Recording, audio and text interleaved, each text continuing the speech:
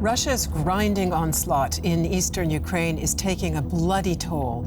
Ukraine's president says this will go down in history as one of the most brutal battles Europe has seen. With Russian forces bearing down on the key city of Sjewjerodonezk, Kyiv was receiving top EU leaders. And all the while, Turkey's president seeks to cast himself as mediator, while simultaneously putting pressure on NATO. Today, we ask, Turkey's double dealing, is Erdogan trying to blackmail the West?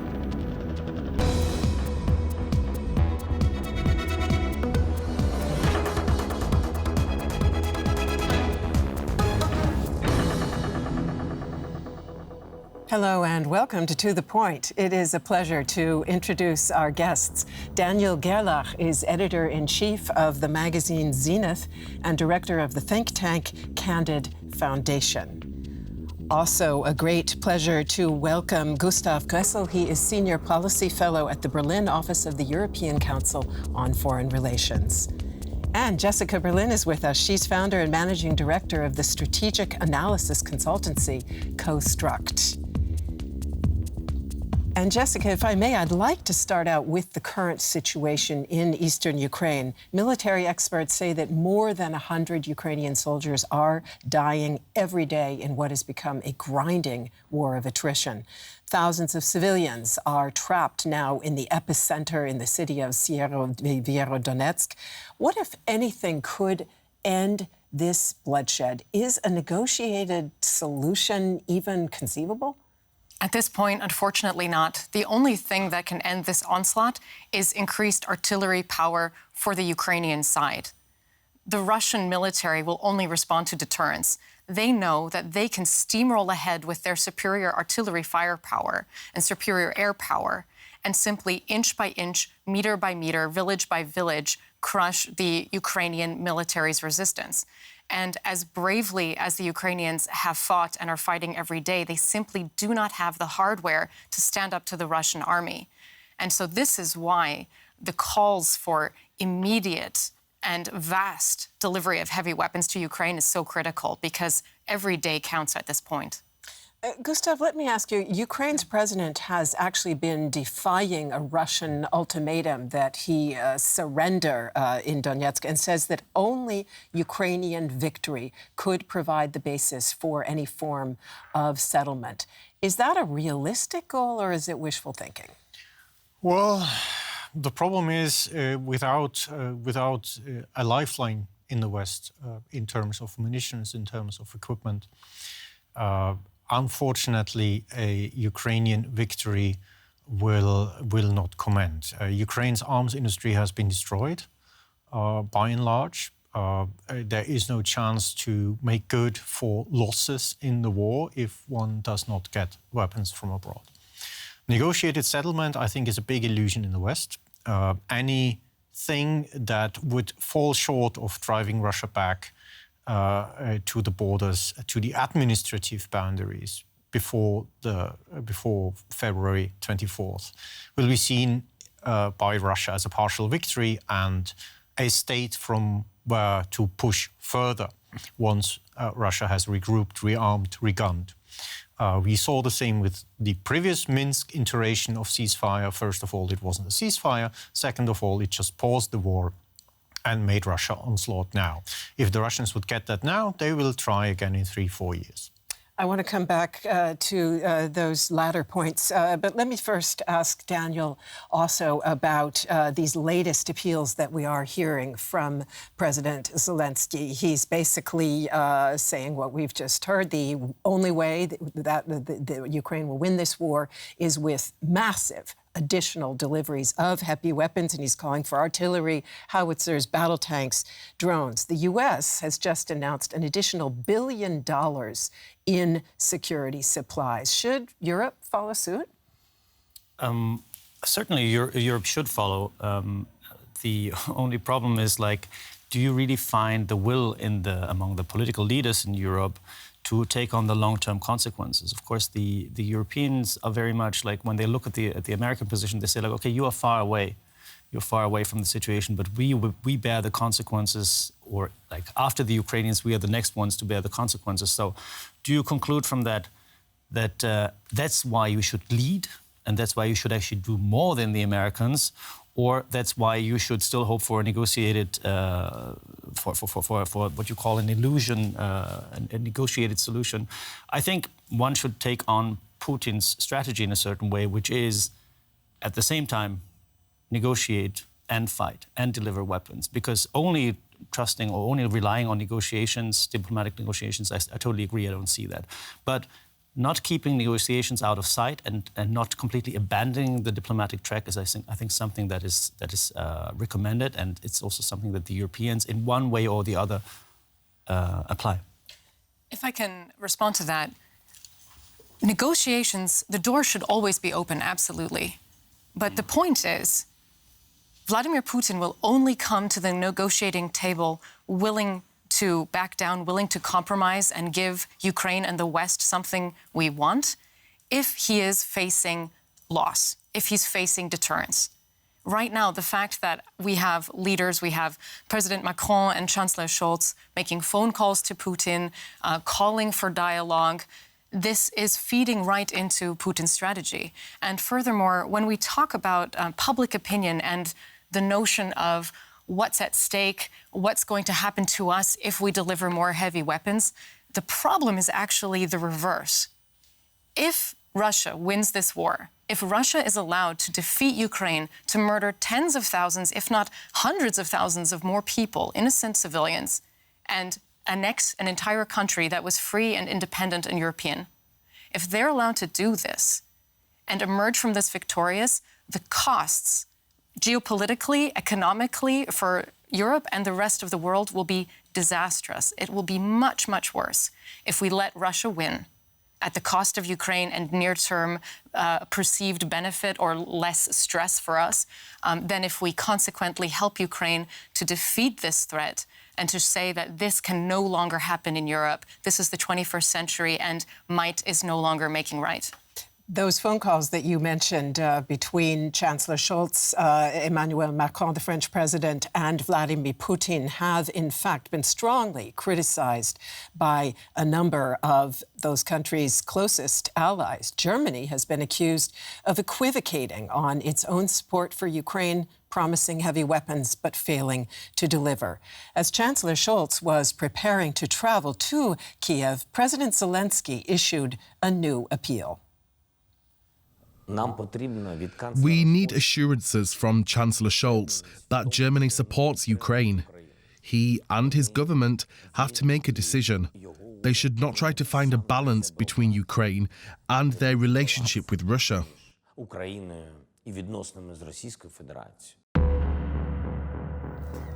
Gustav, would you say that Chancellor Scholz has exercised excessive caution? And if so, why? What do you think are his motives?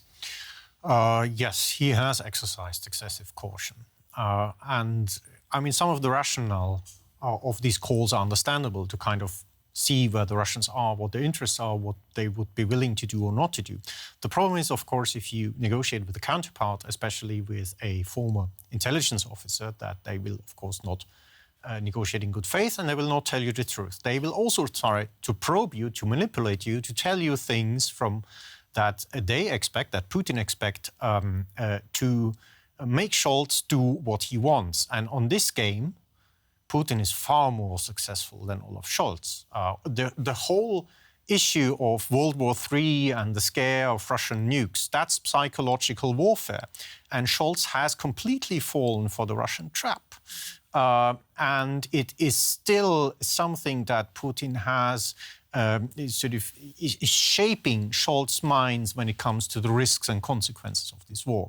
This is exactly why Eastern Europeans have called these calls to be dangerous. They have not criticized, for example, Angela Merkel's calls to Putin in the same way, because she, coming from Eastern Germany, has much more experience reading former communist intelligence characters, which is part of your skill portfolio you need if you reach out to people like Putin.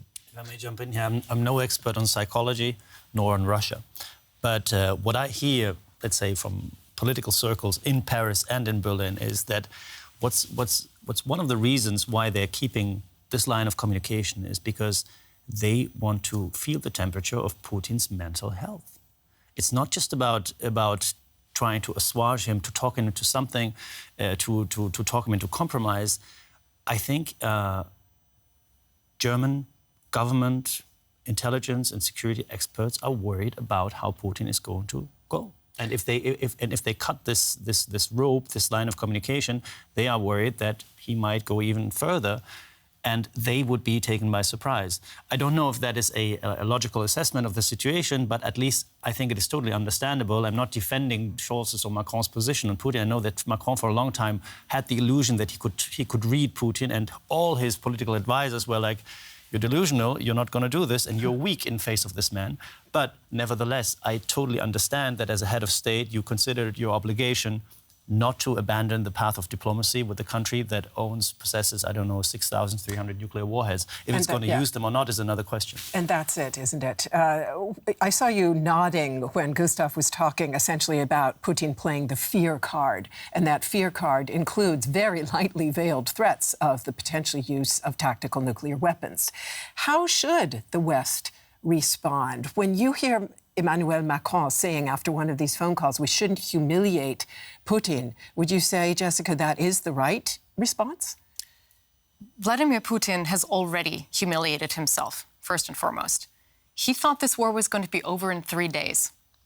Well, guess what? It's almost 4 months in, and Ukraine is still standing and standing strong. So any notion of saving Putin's face is farcical. And honestly, when I heard Macron make this statement about not humiliating Putin, I had the sense that maybe it's about not humiliating Monsieur Macron. He went on his very high-profile diplomatic mission to Moscow before the war began, said, "I'm going to sit down with Vladimir Putin and talk to him, make him see reason." Well, that didn't work. And it's exactly what Gustav was saying before. Vladimir Putin has a much better measure of the men in high office here in Western Europe than our leaders have of him. He's been in this game for a very long time. He's much more experienced in psy-ops and psychological operations. Psychological operations. Yeah, I mean, our leaders have zero experience in this. And this is a tactical weakness that Russia is also playing with. Putin knows that the egos of our leaders can be manipulated for his aims. He also knows that the fears of our voters and our democracies are for him a weapon he can use. By spreading fear in the population, he can ensure that our democratic institutions and leaders have to respond to those fears. And the number one thing that our leaders in Western Europe would need to do to assuage those fears is have a clear conversation with the public, with the people of Germany, of France, and all across Europe to help them understand why this is happening, what Russia's strategy is, and what we are doing to counter it. But instead, unfortunately, especially in the case of Chancellor Scholz, he walked right into the trap and he spread the fear himself even further. Let me just briefly, if you would, Gustav, come back to the situation in Donbass and how it translates essentially into concrete tactical goals. So if this mantra that we often hear from EU and NATO leaders, that Ukraine cannot lose this war, that Putin cannot win this war, what would that look like territorially? Are we talking about needing to push the Russians back to the status quo ante on February 23rd? Or are we talking about pushing them all the way out of Crimea, for example? Actually, pushing them back to February 23rd would be the minimum requirement to tell Putin or to manifest the situation that a war of aggression did not pay out. Anything short of that is a partial territorial gain and a further improvement of the Russian position. Numerous Russian leaders, both military and political, already said that this is a struggle that will be led for decades to come. And it is a war that Russia will have to lead over years. So they are predictable, they're very blunt and they tell us what they're going to do. The problem is in Europe, few people listen. The problem is, of course, all these announcements, whether they come from the US nor from German politicians on sort of Ukraine cannot be allowed to lose this, unfortunately, are for the time being in words only. The military equipment, the hardware, the ammunition, to make this prediction a reality is not there. The Russians are firing 50,000 rounds of artillery in all calibers per day. The Ukrainians have roughly 5,000 to 6,000. They are still at their disposal. The ammunition stocks are dwindling because their defense industry is destroyed, and they have been in this industrial war of attrition for quite some time. If I hear presence that for the next month you have to survive with 36,000 rounds of ammunition, that's what Ukraine fires in 1 week. I really, and 4 launches from this country and 4 launches from that country, sorry, but that's a joke. So what I'm hearing from all of you is that any comprehensive negotiated peace settlement for now is essentially impossible and illusory. Nonetheless, there are particular aspects of this conflict on which mediation is very badly needed. And meanwhile, Turkey's president has in fact been casting himself in the role of a potential mediator and seeking to further his own interests in the process. Let's take a look. Domestically, things are not going well for President Erdogan and his AKP. His monetary policy with artificially low interest rates is causing hyperinflation, putting many Turks in financial danger. A year ahead of the next election, Erdogan and his party are at an all-time low in the polls. So the Turkish president is trying all the more urgently to shine in other areas. For example, in foreign policy. Turkey wishes to be a mediator in the struggle to lift the Russian naval blockade. Since Turkey controls the Bosphorus, it controls the approach to the Black Sea. And Erdogan has been blocking the accession of Sweden and Finland to NATO for weeks, above all to press for concessions from its members, especially the US. On the one hand, he is allegedly concerned with certain American arms deliveries, but also with the possibility that the US government might approve further military intervention in northern Syria to force Kurdish militias out of the border area. How successful are Erdogan's attempts at blackmail? And let me put that question right on to Daniel. And Daniel, what is Erdogan up to here? Does he genuinely see his country as a global player, a global mediator, or is this driven by his own personal survival strategy? Both, of course. Look, Turkey has a lot, or Erdogan has a lot to win from the situation. It provides a sort of a golden opportunity for him to stabilize his power base. But on the other hand, Turkey as a country has a lot to lose. Turkey is much closer to the situation geopolitically in the Black Sea than most of the European countries are. Erdogan knows, if Jessica says our leaders cannot read Putin, I think Erdogan is the one who comes the closest in his capacities, in his personal experiences, mindset to read Putin. And we have seen that. He has a very ambivalent and in some way schizophrenic friendship with Putin, because on all fronts, in Central Asia, on the Black Sea, in the Middle East, Turkey and Russia are rivals. They are opponents. They have engaged in proxy warfare against each other. But they always found a way to balance out their interest, and they take the other side's interest seriously. Furthermore, I think both leaders think in the concept of zones of influence. They consider that there are states who have power and who are projecting power, and everyone else has to shut up.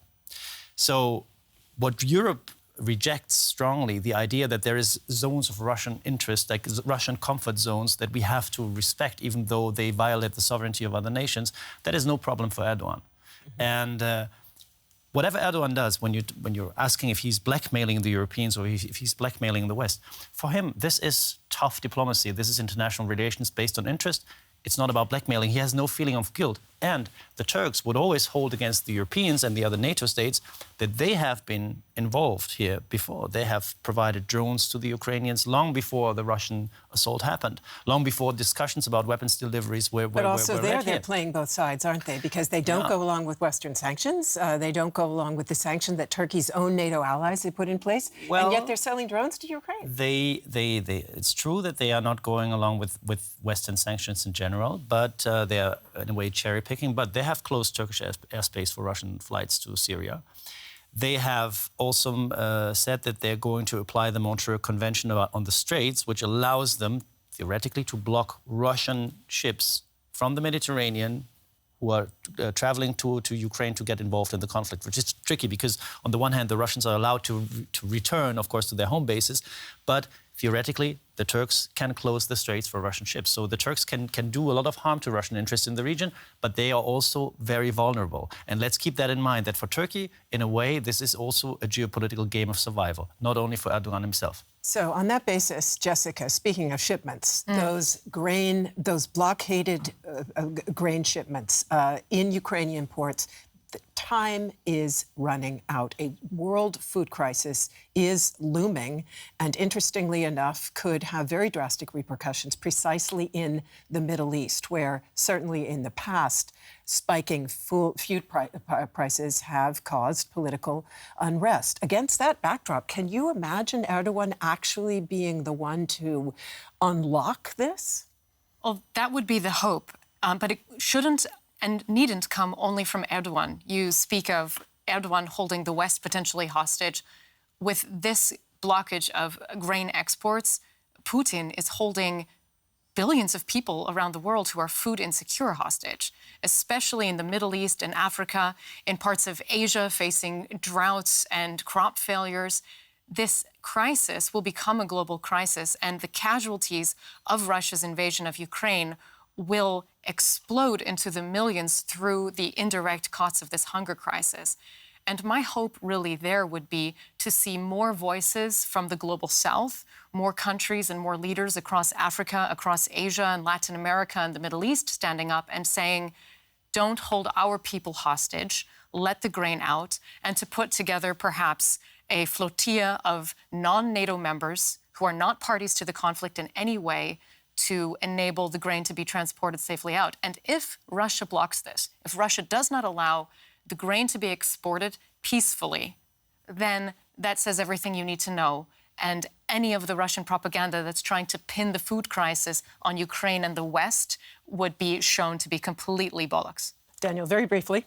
Yeah, well, that is a very interesting phenomenon. Why do people in the so-called global South not see it that way? That is, it's quite interesting. I mean, I don't have any statistics on opinion polls, but it seems that the leaders in major parts of Africa and Asia, South Asia, consider this war a geopolitical conflict of interest between the West and Russia.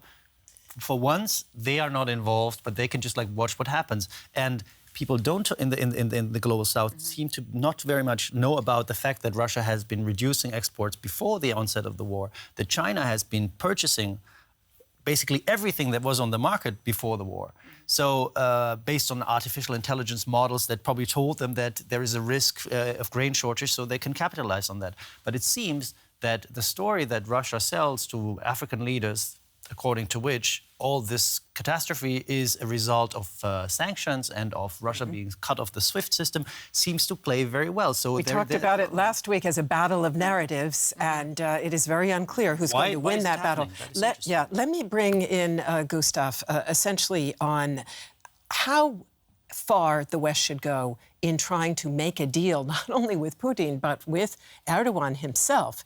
Erdogan is now apparently hoping that if he were to mediate on the grain shipments, that Turkey would receive cut-rate prices on grain. He's also indicated that he thinks that Russian demands that sanctions on Russia be partially lifted in response to any unblocking of the grain shipments is legitimate. So what should the West do in this situation? And also, while Turkey, meanwhile, is holding up approval of Swedish and Finnish membership in NATO. A lot of cards out on this poker table. Yes, and our sort of willingness to go at least tacitly along with it, is of course emboldening Erdogan.